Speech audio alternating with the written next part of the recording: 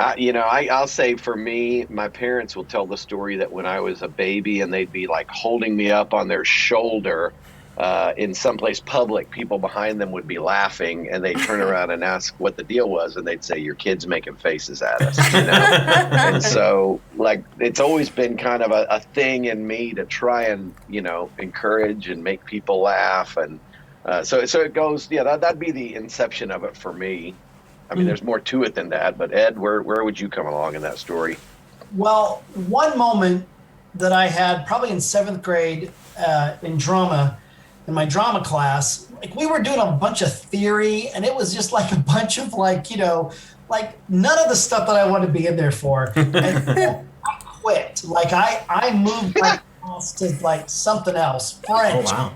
I don't know what I did. I got another elective. I will never forget this. My seventh grade drama teacher, Mrs. Davis, she went to whatever class I moved into. She called me out and she goes, I need you to come back. And I was like, well, seventh grade, junior high, right? Yeah. And he goes, no, I need you to come back. You need to give this one more chance. Like, I understand this may be boring, but you need to come back. And so I did. And I remember and I think we were doing commercials. Like the whole thing was commercials. And so in seventh grade, my brain wrote, I'm going to play Mr. Rogers because we have to sell something. So I played Mr. Rogers selling Macho Cologne. And I just remember in seventh grade, I remember I brought the sweater, I grabbed a coat rack from my house. Mm-hmm.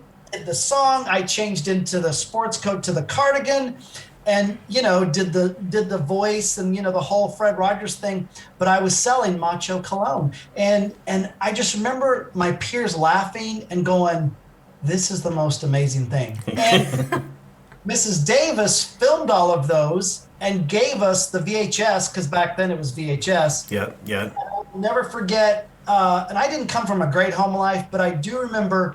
One Thanksgiving, everybody was over. My mom put in that VHS, and I'm sweating. Like, it's one thing to do it in front of your peers. It's another to have this be played at my family on Thanksgiving, and everyone was around, and I was just waiting to be ribbed and ridiculed or put down or what have you, and everybody's laughing. And wow. Okay. I don't know what all this means, but I like all this. Anyway. Wow. Yeah. That's awesome. So it seems like I would say, oh, go ahead. I was just saying, it seems like it came naturally for both of you guys. Yeah, I think so. I think it's kind of innate in who we are. I think we would say we were created for this, Mm-hmm. I think in our friendship, we were best buddies in the 80s.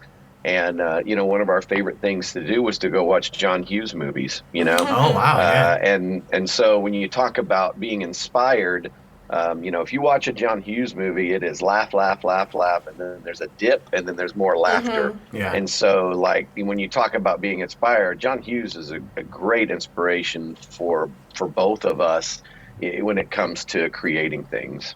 Oh, wow. Yeah.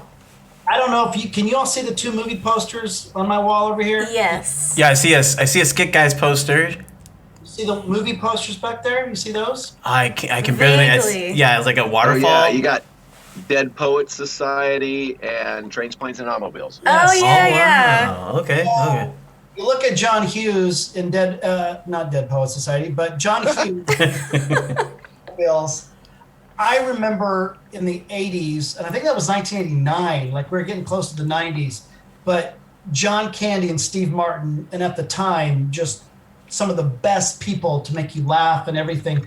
And in a John Hughes movie, to where, just as Tommy described, funny dip, funny dip. And Robert De Niro and all those dramatic actors could do it all day long. Mm-hmm. But to have somebody that you thought was funny, switch it and change it in such a way to where you're kind of tearing up, that was magic. Like that was amazing. And especially with Dead Poet Society, it's a movie about life and death, and the story of one person changing a group of people to see things differently.